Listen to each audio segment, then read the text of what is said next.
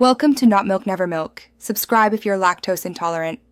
In this video, I will show how to get in quant finance, build strong math foundations, and learn programming daily. Prioritize linear algebra, probability, statistics, and machine learning. Practice with coding projects that model markets and optimize portfolios. Network with professionals and attend quant meetups and conferences. Apply for internships and research roles early to gain edge. Keep a consistent study schedule and track progress weekly and iterate.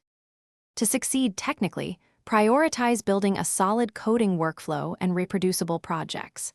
Start with Python and practice data handling, vectorized operations, and performance profiling.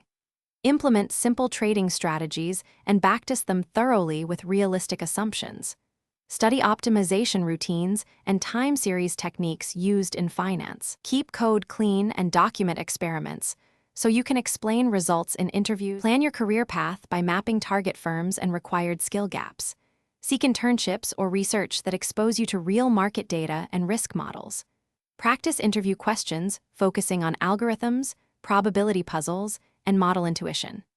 Network with alumni and attend industry meetups to learn hiring cycles. Keep a concise portfolio of projects demonstrating real results and code quality so recruiters can quickly assess your fit.